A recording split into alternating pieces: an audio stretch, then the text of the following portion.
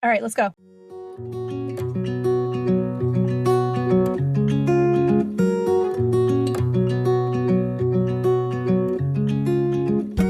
Hi, welcome to the Flawed Theology Podcast. I'm Phil. And I'm Susie. And we're asking the question, if your theology were wrong, wouldn't you want to know? So we wanted to start today's episode with a little bit of feedback and thanks to people who have been listening. We've been really surprised about the feedback that we've been getting and how many people are listening to the podcast. So that's really cool. So we wanted to share a couple of pieces of correspondence that we got. The first one I wanted to share was from a gentleman who I won't say his name, but he's from Northern Ireland, which I thought was really cool. And he basically sent an email saying, I was raised Catholic, I was forced to go to church, and I didn't read my Bible as much as I should, but I really tried to do church as much as I could, and it never really sat right with me. And then he tells a story. I'm going to tell the story. I've always had an interest in Israel, and I followed a Jewish man called Ari Fold on the internet. Ari was a religious Jew who went most Thursday nights to the Western Wall in Jerusalem and live streamed himself talking about that week's Parsha, the weekly passage of the Torah that Jews read. Ari was fatally stabbed in 2018, and I just can't accept that someone who is a far more righteous man than I am is in hell simply because he rejected Jesus. I've been thinking about all the Jews in the Holocaust and how I've been deconstructing my beliefs over the past couple of years. Listen to your podcast, and I really enjoy them. I have a lot more going on with my life, but I don't want to bore you with it all. That was just a really cool piece of feedback about somebody, and he used kind of some logic saying, it doesn't make sense that this guy was killed for his beliefs and that he's in hell. Yeah, and he's using his brain. He's thinking about things, and does this line up with reality? Yeah. Yeah, so thanks for that email. I received a message from who I think is my church twin, actually. She was raised Missouri Synod Lutheran like I was, and she felt like she was going through the motions her whole life, just like I was. And she admitted to herself about a year and a half ago that she didn't believe any of it. And she's having a pretty hard time, but she said that it's helpful to hear my story and to listen to our podcast and know that there's other people out there who are going through the same thing. So yeah, shout out to you. We hear you.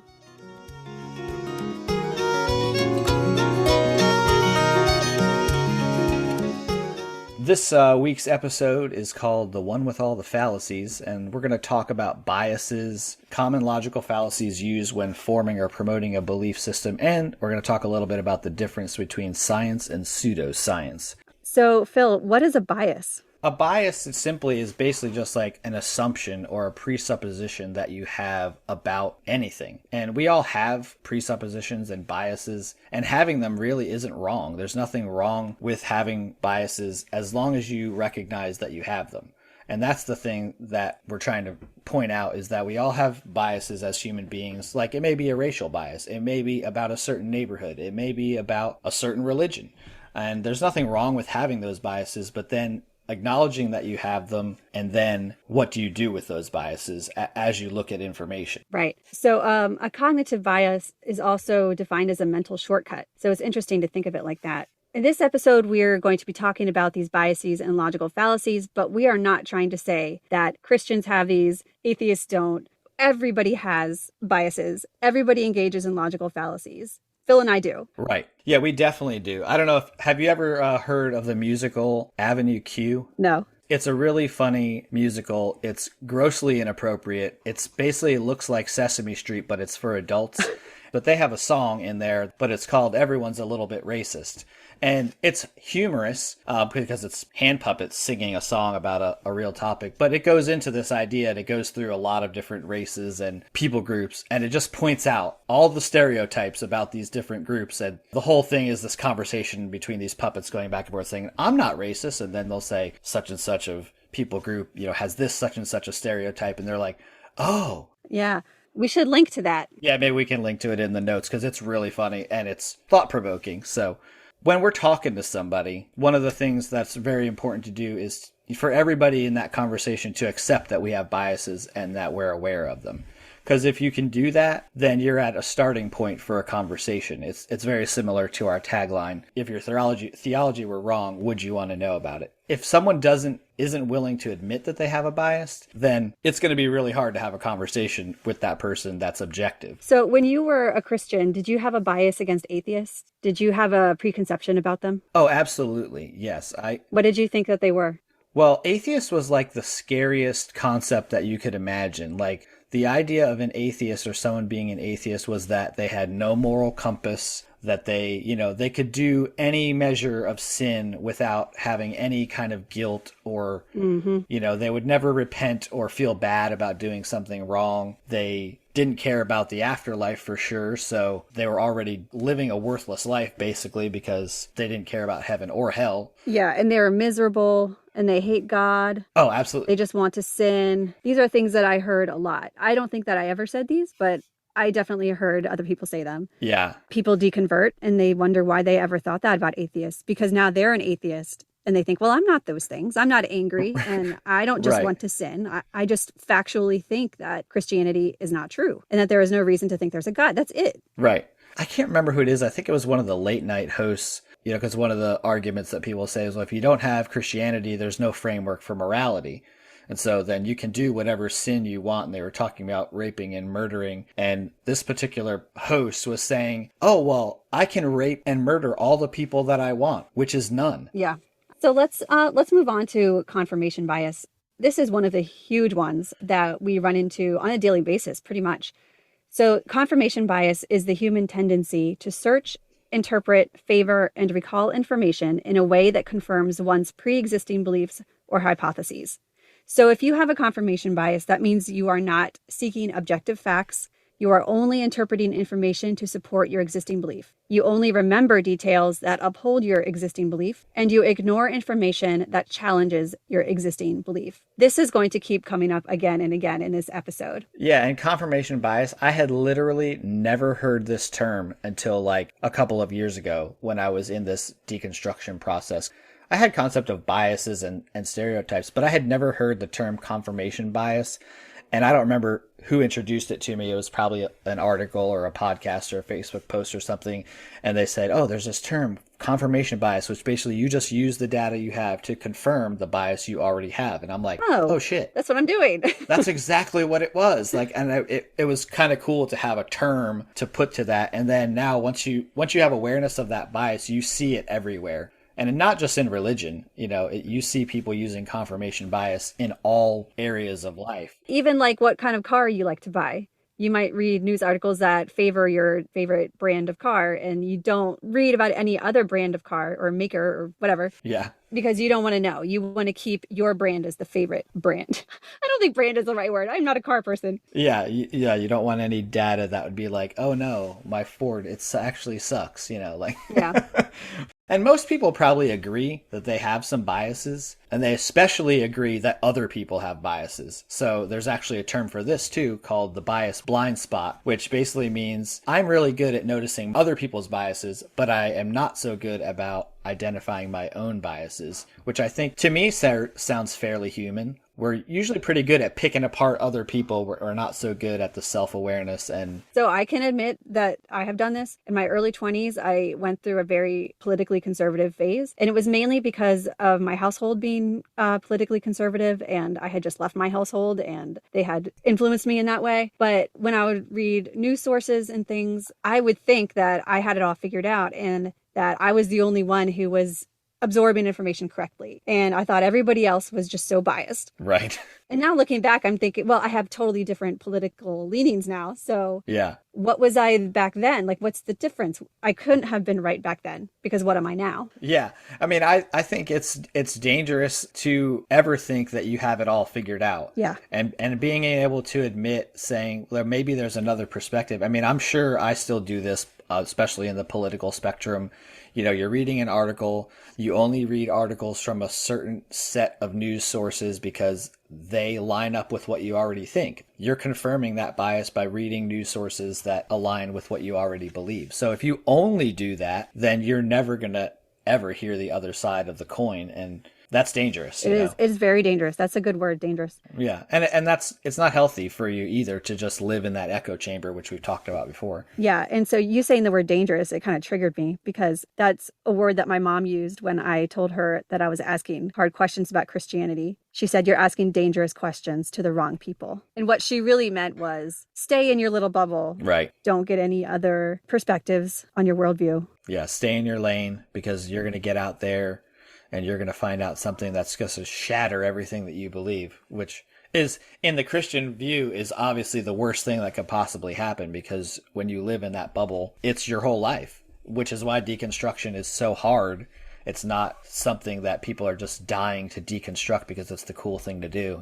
No, it's that's hard. the thing that people like to talk about these days, that deconstruction is the new sexy fad. None of us wanted to do this.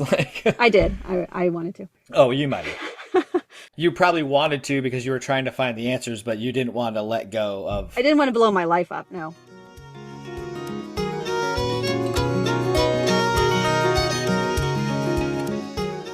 We've covered biases in kind of a general way. So now we're going to kind of talk about it more on a religious spin. So there's a school of apologetics called presuppositional apologetics. So there's lots of different schools of apologetics, of Christian apologetics, and this is only one of them, but it's the weirdest one. It makes the claim that the Christian faith is the only basis for rational thought. It presupposes that the Bible is divine revelation. You are not even allowed to use your human reason when you are doing your apologetics. You can't use any rational arguments with presuppositional apologetics because they reject reason as corrupt and sinful, and they work from the presupposition that the Bible is the ultimate truth. Yeah, using reason is actually evidence of sin. Yes, that's how they spin it. So the founder of presuppositionalism, his name is Cornelius Van Til. Cornelius. I know. Great name. It is. So he argued that traditional apologetics reinforces human autonomy and makes unbelievers the judge of God, when instead unbelievers should submit to God as judge. All right, so this is crazy. And I just want to read an excerpt in response to this from the blog that I mentioned in the second episode called sufficientreasons.wordpress.com. And it's from their blog post number 1. It says, "Our responsibility as rational humans is to diligently examine all available confirming and disconfirming evidence prior to a commitment of belief. This assessment is first. No evidence is off limits. Only after assessing all of the evidence can we then assign a degree of belief. If any ideology forbids or discourages the asking of relevant questions prior to belief, that ideology can legitimately be dismissed as likely false, since we have good reason to believe that any true ideology will not discourage such testing of its claims." Mic drop. The funny thing about this whole idea is they even in their, if you had a mission statement, they say that human autonomy is bad, which most Christians and stuff would never just outright admit to that. They're like, oh no, autonomy is okay. You can think for yourself, but you just need to filter everything through the word of God. They're saying, no, your autonomy is horrible. You cannot think for yourself. The Bible is the only answer. Yeah. Well, the thing is that they're making an assertion without any evidence. Right. They're just saying, accept this premise and everything else falls into place. And we don't have to justify our premise at all. Yeah. So that's why this is crazy. And most apologists don't ascribe to this presuppositional apologetics because they realize that you can't prove Christianity just by assuming it's true.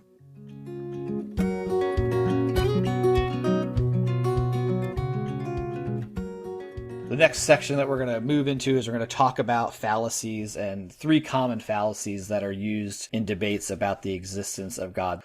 Let's talk about our first one, which is begging the question. Do you want to talk about that a little? Sure. So this what happens when an argument's premise assumes the truth of the conclusion instead of supporting it. And we'll give some examples, but don't get confused. Begging the question is not the same thing as to beg the question, meaning to raise a question. So, oh, that's interesting, Phil. So that begs the question, what did you have for breakfast? It's not like that. Right.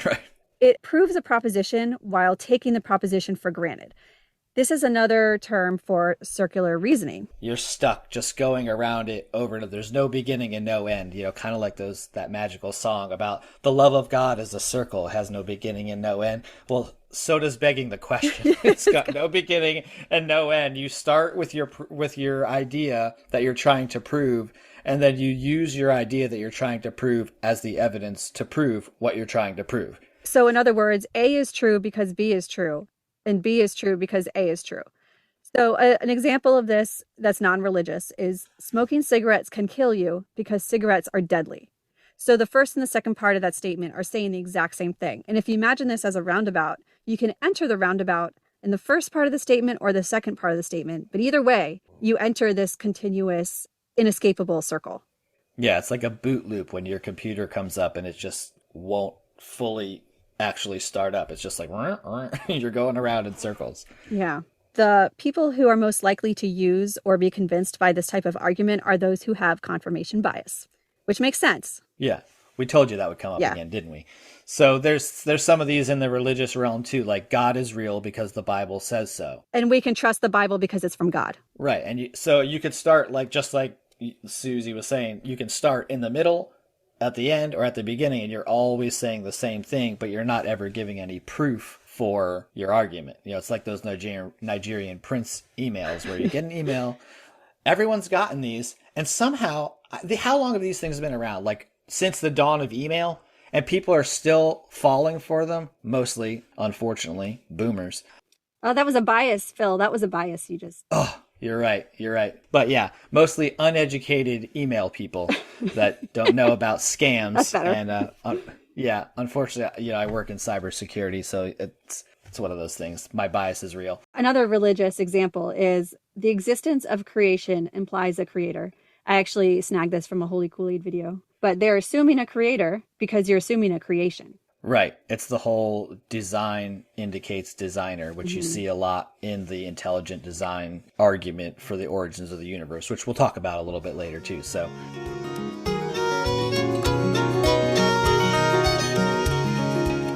next one, which is called the argument from ignorance, or the appeal to ignorance, which I think this one is kind of my favorite one because it's really common. It's a fallacy that asserts that a proposition is true because it hasn't yet been proven false, or that a proposition is false because it hasn't been proven true yet.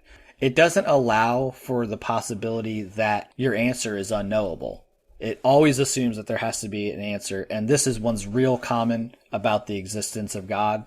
You'll hear in debates and in discussions will say, well, atheists can't prove that there isn't a God, so there must be a God, which is flawed because you can't prove a negative. The evidence and the burden of proof lies on the person who has to prove the positive, not the negative. If you take out the word God and you replace it with something ridiculous like polka dotted zebra created, the universe, then you can really see the fallacy of it. Like, you can't prove to me that a polka dotted zebra did not create the universe. Right. The burden of proof thing is the big point of that argument when you get into this discussion, because you can't logically defend the absence of something because reality already demonstrates the absence of that thing. So if I have a jar and it's empty and I say that I have an invisible dragon in my jar, this is like the Carl Sagan dragon in my garage. Yeah. I can't tell you that there is a dragon in my jar just because you can't prove there isn't. Right. You could look in my jar and say, well, I don't see any evidence of a dragon in your jar. Why don't we just switch to garage? I mean, I'm basically ripping off of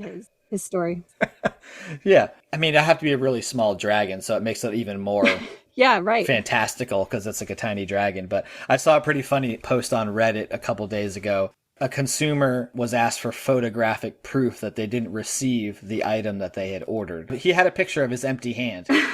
And the caption said, proof that I didn't get what I ordered. Nice. How are you going to prove that you didn't get it? Like, you can't prove a negative. That's a perfect tie-in example for this. Yeah. A couple of examples. These are hilarious. And if you really start to look at fallacies and how they work, you'll start to see that using them as logical explanations for things are just so silly. So this first one's pretty funny. Although we have proven that the moon is not made of spare ribs, we have not proven that its core cannot be filled with them. Therefore, the moon's core is filled with spare ribs.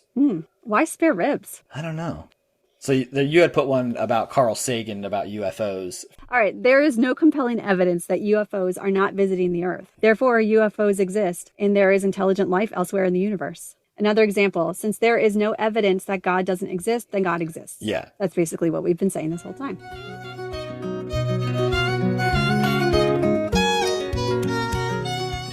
Moving right along to fallacy number 3. Fallacy number 3 is the argument from personal incredulity.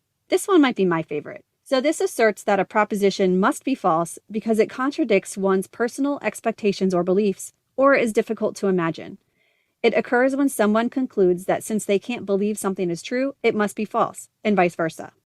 I think this is one of the last ones that people hang on to in terms of the God belief. Somebody could logically realize that all of their arguments for God are fallacious, but they hang on to it anyway because they can't imagine how we got here without God, or why there's something rather than nothing without God, or how we evolved from single-celled organisms without God. Yeah, it's definitely like that last clinging belief where you're like, okay, you've proven your point, but still I'm going to believe what I believe because I just can't wrap my head around everything that I've always believed not being true. Yes. It makes sense on some level. When you start picking apart these beliefs, you might get to the point where logically you say, I can't believe this, but then emotionally you're like, I can't let go of it. Exactly. I mean, I think that's what a lot of people do. I mean, I think I did that probably towards the end of my deconstruction journey. It was like, okay, I've seen all this evidence, but I just can't accept it. So I'm going to still try to hang on to this belief as long as I possibly can. And it's the last one to give way.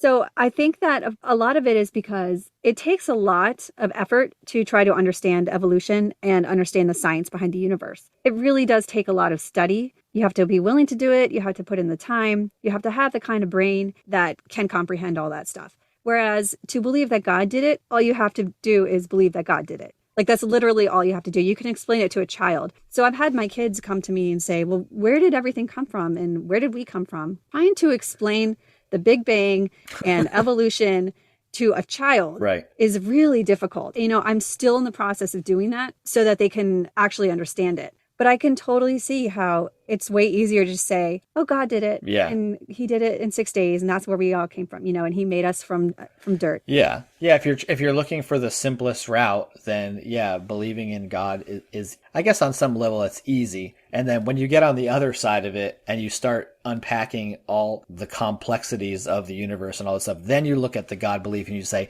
that's much harder than believing that this is a natural phenomenon. I'm actually reading a book called The Making of the Fittest, which is about evolution proof, and it uses DNA as the proof for evolution. And it's fascinating. Like, I need to read that. Yeah, it's really good. And because the creation evolution argument is one of those things that was so embedded in me that I need to see the science and learn about the other side of it, because to me, it still doesn't make sense. Like, God is still on some level easier for me to believe. Oh, yeah. And I'm a cell biology and genetics major. Right. And it is still mind-blowing to me that we are here and our bodies are so complex and that it all happened through natural processes. That is mind-blowing. But in a really awe-inspiring way. Not like I don't believe it. Right. So there's other things in nature and engineering and that I don't necessarily understand. And here's an example. I am absolutely perplexed by quantum entanglement. Ever since I first heard about it,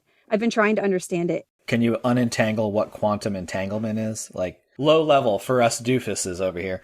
It's when two particles can affect each other over a great distance. Like, somehow they become tied to each other and they are identical in their spin. And they can even be separated by huge distances, like light years. Okay. And they still affect one another. Okay. And I don't understand this. I've spent a lot of time trying to read about it, but it's way over my head. Right. I don't for a second actually doubt that it's true. Right. You know, I trust the physicists who have put in the work to come up with these hypotheses and that they have the data to back it up. I am not a quantum entanglement denier. Right. Just because you don't understand it doesn't mean you're saying it doesn't exist. You're just saying, I don't understand it. Exactly. Which I think there's a real freedom in being able to say, I don't know. As a Christian, I would never say I don't know about something, even if I didn't know. I would be like, well, I know the answers in the Bible somewhere. So now on the other side of that, there's a real freedom in saying, I just don't know. And I don't have to know. And just because I don't completely understand something doesn't mean that we have a logical leg to stand on to say that it isn't true. You run into a lot of problems when you attribute the things that we don't know to a deity, and or when there's no one on the planet that actually knows it to be verifiably true. So just because you don't know something, it's real easy to say, oh, well, God did it. Because you can't prove that. You know, it's just an easy conversation ender. Like, you know, I don't understand quantum physics and the multiverse, but there are people that do, and I rely on them and I trust their knowledge for them to find the truth. And then when they explain it to me in a way that maybe I can understand on some small level, I'll be like, that's amazing and that's cool. So Neil deGrasse Tyson, who all of our listeners probably know who that is, he said, does it mean if you don't understand something that the community of physicists don't understand it, that means God did it? If that's how you want to invoke your evidence for God, then God is an ever-receding pocket of scientific ignorance that's getting smaller and smaller and smaller as time moves on. Oh, man. That is a smack. Yeah. Because yeah, as we progress in human development, we learn more and more. Like just look in the past 500 years how much we've learned. And then all those things 500 years ago that they might have attributed to God or evil spirits, now you found out, oh, it's because of bacteria. Mm-hmm. Weather patterns and right, weather, tectonic plates. Right. Yeah. So yeah, that's a great quote. So you've got a pretty cool story that you wanted to share. Yeah, I have a really good example of this. So I've been corresponding with somebody in my life who I love dearly. We have history together all of our lives, and we've been having these theological discussions. And I asked her why she believes. This was her response. Why do I believe? That's a question I've never really had to answer. And I'm sad to say I don't have a great answer prepared. I was thinking about it some today, and I guess it comes down to the fact that I have to. I can't accept that this is all there is. Life is too complex for it to be accidental or chance, and people have so much more mental capacity than any other life on Earth. We think about eternity, afterlife, etc., and it makes no sense for that awareness and desire to exist unless God placed it in us. Ugh, that's a rough one. So that is the epitome of the argument from personal incredulity. And you can understand why someone would say that. It's totally understandable. Yeah, I understand it. You know, I probably thought the same way. And even on some things in the world today, it's like, okay, I can get that idea. But as soon as you realize that there's like a fallacy in that thinking, then you can start to unpack and say, okay, well, I know that thinking doesn't make sense. And it seems like this person knew on some level that answer didn't make sense, but they still doubled down on it. Like, yeah. So, yeah, the other example that I had thought of was like people these days are very wrapped up about vaccines. And so they'll say, well, I don't see how vaccines can be safe for children. They must be seriously dangerous in some way. The only reason doctors push for vaccination is because they get paid to do it by big pharmaceutical companies. Again, this is just like not trusting the experts. And so I can't imagine how they're safe. So therefore they can't be safe. Yeah. So they're resorting to incredulity instead of evidence.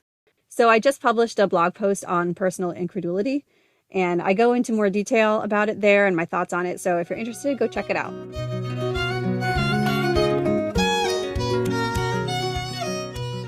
All right, so we're going to move on to talking about science versus pseudoscience. I really love this topic because I love science. I know you like science. So I'm going to read a graphic from The Skeptic's Guide to the Universe. And as you're listening to this, be on your guard because you need to be able to recognize when other people are engaged in pseudoscience. And also you need to be aware of it for yourself. So some of these can be applied to an individual. Some are more geared to members of the scientific community like Kent Hovind. And I put scientific in air quotes. Nice. So as I read these, think about how you personally have gone about searching for truth and how those that you know are doing it. Okay, so science follows the evidence wherever it leads. Pseudoscience starts with a conclusion, then works backwards to confirm. Science embraces criticism. Pseudoscience is hostile to criticism. Science uses precise terminology with clear definitions. Pseudoscience uses vague jargon to confuse and evade. I've definitely seen that. So science says that claims are conservative and tentative, and pseudoscience makes grandiose claims that go beyond the evidence. Science properly considers all the evidence and the arguments, and pseudoscience cherry-picks only favorable evidence and relies on testimonials or weak evidence. Science uses rigorous and repeatable methods. Pseudoscience uses flawed methods with unrepeatable results. Science engages with peers and community. Pseudoscience is lone mavericks working in isolation. Science follows careful and valid logic. Pseudoscience uses inconsistent and invalid logic. Science changes with new evidence.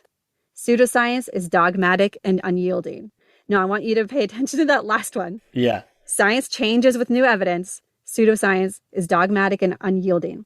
There was a debate with Ken Ham and Bill Nye. At the end of the debate, Ken Ham said that nothing would change his views on creationism. Nothing. But Bill Nye said that if enough convincing evidence were presented to him, he would change his mind immediately. So that's telling, isn't it? Yeah, it really is. And if you guys don't know who Ken Ham or Bill Nye is, well, you probably live under a rock. But Ken Ham is the guy who runs Answers in Genesis, which is a young earth creation organization. They built this huge ark out in Kentucky. If you ever watch this debate, it's It's hard to watch. It honestly is, because the biases and the fallacies they're so on display. They're rampant. Yeah, if you're watching it, you have to pause the thing a couple times because you're like, what the hell did he just say? Like, Yeah. and there, to me, I don't think there's any greater stage where you see pseudoscience use in the apologetic arena, than in the realm of young Earth creations and Earth origin. It's huge. Because they can't exist without it. They can't convince anybody without resorting to those kind of pseudoscience tactics. They don't have evidence on their side. Yeah, we could sit there with that list, and talk about some of these things and come up with examples. But my favorite one in there is that science properly considers all the evidence and arguments, and pseudoscience cherry picks the favorable evidence and relies on testimonials and weak evidence. So if you think about anything in the church life, it was never based on evidence. It was always like, oh, well, so-and-so had this experience happen. There was no way to prove that it happened. It was just so-and-so had this experience, and testimonials and all that kind of stuff. And yeah, science will look at all the evidence, and then if it doesn't meet their conclusion that they started with, their hypothesis, well, then they change. And that's a huge thing, the changing with the new evidence, because I feel like in today's world, pseudoscience is even bigger of a problem with the pandemic and all that stuff. And people are all upset about, well, at the beginning of the pandemic, they told us this. And now, a year and a half later, they're telling us this. Well, yes, because they got new evidence. They found out more stuff about the virus, and that's what science does. Science never claims to be perfect. It never claimed to have it 100% right. They don't want it to be perfect. Right. They're always actually open to being wrong. And I don't know if that's a uniquely American thing or if it's a human thing, of where you think that someone who's an expert in a field should never be wrong. To me, I actually get a lot of confidence and belief in an expert that is willing to come out and say, look, I did all this research and here's the conclusion I came to, and it turns out I was wrong. And they can say that. And then they can say, I'm going to go find the actual truth and find the actual answer, as opposed to someone who just digs their heels in. Yes. Like Ken Ham, and says, it doesn't matter to me if you presented me the evidence. I don't care. It makes me shake my head. For those of you who can't see me on camera, I just shook my head and almost lost my headphones. But so there's another great discussion about this on another podcast called Counter Apologetics, which I think you've followed this one a little bit more than me, but I came across this one a couple of weeks ago, and I thought it was really interesting because it brings up confirmation bias. And he talks about a scientific, again, another air quote study that a guy named, I think his name is Michael Behe. Michael Behe, who is a young Earth creation guy.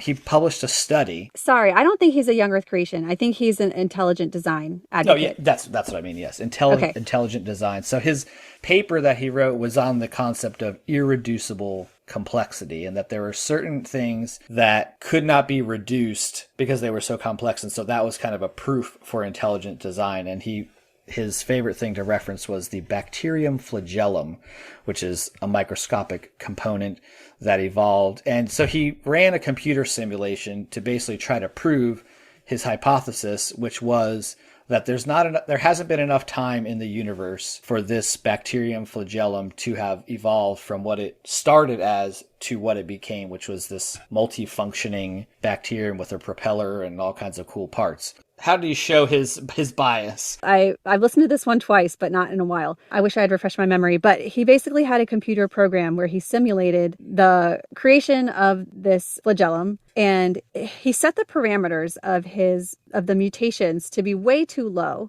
So his sample size was too low. It was like the amount of bacteria in his simulation was like, I'm going to say it wrong, but it was like in a square inch of dirt or something. Right. So way less than's actually on the Earth. Right. And he ignored all other sources of mutation except for one specific kind. Right. And even with those limitations that he placed on his own experiment, he still showed that you can get the flagellum in a pretty decent amount of time. I forget what the amount of time was. See, I really should have been more prepared for this. Put me on the spot. Yeah, I can't remember what the amount of time was, but I think some other scientists then took his computer simulation and they added in all the variables that you would use in a real scientific experiment. And the thing evolved to its full capacity in 25,000 years. There you go. 25,000 years is still too long for, the ID people, but still. It was a very interesting thing because he tried to rig it to prove his hypothesis. He was trying to use the scientific method, but that's exactly why something like this is pseudoscience, because you tried to make it look scientific. You published it in a peer-reviewed and peer-edited scientific publication supporting the theory of intelligence design. And I was reading part of it, actually, and it looks real intelligent. It looks real science-y. Like, it's an abstract. I'm like, oh, this is pretty cool. So, like, if you didn't know what you were looking at and you weren't a scientist, like, I'm not a scientist, I read it, I'm like, well, this sounds pretty good. But then a real scientist looks at it and they say, well, you forgot all this stuff. And it wasn't that he forgot And it. that's the danger, is that we as lay people wouldn't be able to read that paper immediately and say, oh, this is what he did wrong, or this is why he came up with those results. We need somebody else to point it out to us. Right. That it really is the danger of these people when they are trying to start with a conclusion and work backwards, withhold evidence. Or trying to prove their conclusion with their conclusion. Yeah. You started with your conclusion and then you're trying to prove it instead of starting with, hey, let's see if this is true. And let's see if we can find the evidence to prove that it's true. You've already assumed that it's true, and now I'm going to try to work my magic to make it true, you know? Yeah, but you can see how easy it is for people to accept pseudoscience. Oh, absolutely. When they don't have the expertise to say, no, this isn't right. Right. And in today's world where information is so, like, easily obtainable, it's so easy to find something that looks like it's scientific. Oh, well, this doctor said this. Well, okay. Yeah. What kind of doctor is he? Like, you know, all these kind of things that you start to develop as you develop the skill of critical thinking. If my pediatrician told my child that they had cancer, I wouldn't just take the pediatrician's word for it. I would take them to an oncologist and I would get a lot of tests, you know, all that kind of stuff. And that's what science seeks to do, as opposed to pseudoscience, which just wants you to accept it. So we will link to that episode of Counterapologetics in the description. I love that podcast. It's the first one I listened to as I was on my way out, before I had told anyone. But it was when I was first admitting to myself. He makes so much sense. He's very logical. He's like us. Shout out to Emerson Green. Yeah, his podcasts are like short and digestible too, because he is very intelligent, and you can tell that he like has done a lot of research, unlike us clearly. But like, he's done a lot of research, and he presents his stuff very factually, but he keeps them short so that way you're not like blown away, which is cool. It's very wise. He also gets really into philosophy. He has another podcast, like a sister podcast called Walden Pond. It's Walden Pod. Walden Pod. Yeah, that's right. If you're into philosophy, go check that out. Yeah, he's a cool guy.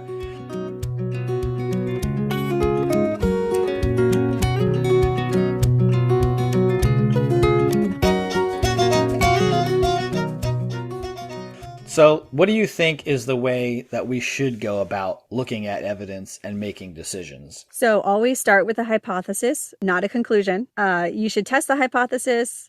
Now, this sounds very sciencey, but this is in science I'm talking about. Test the hypothesis, evaluate your evidence, and then either revise your hypothesis or confirm it. Now, religion isn't science, so we can't directly translate the scientific method to God.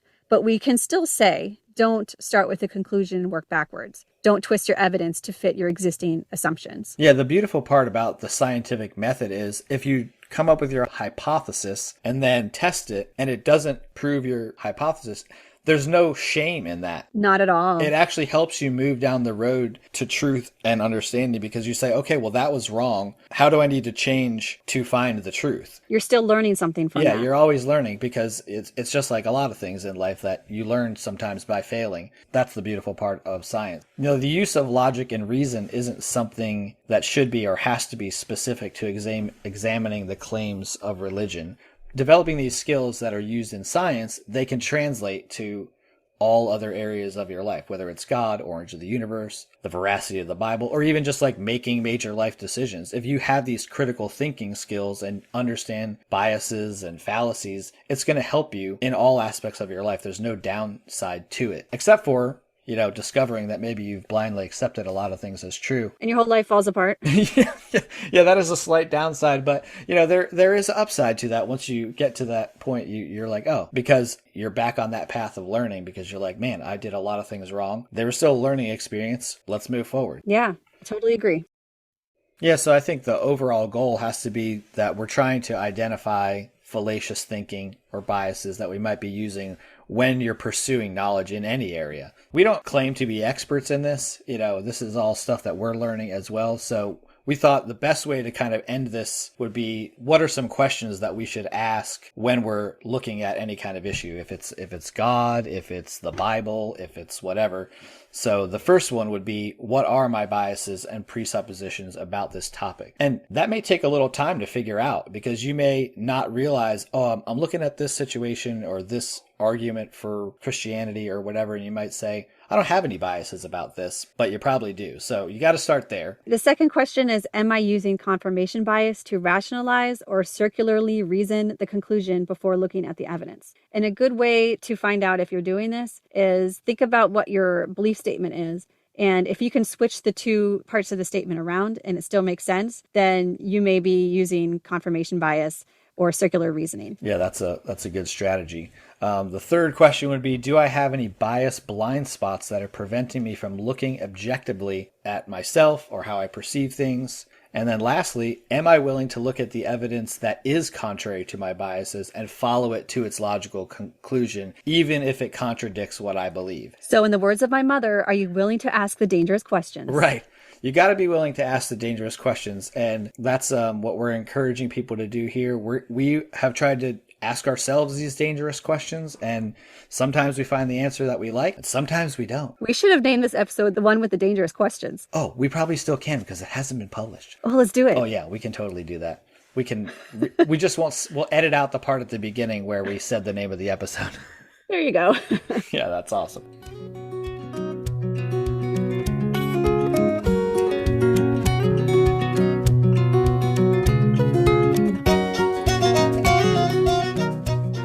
Thanks for listening to this episode of the Flawed Theology Podcast. I'm Phil. And I'm Susie. Follow us at flawedtheologypodcast.com. We have our own website now and domain, so you can subscribe, you can rate, you can listen to the podcast there or wherever you find your favorite podcasts. We're on all the major platforms now. And you can follow us on Facebook and Twitter too. And please give us a review, because it really helps. Unless you don't like us, then don't give us a review. More confirmation bias. Yeah. Thanks again for listening. Remember to always recognize your biases, watch out for logical fallacies, follow the evidence wherever it leads, and ask those dangerous questions. See you next time.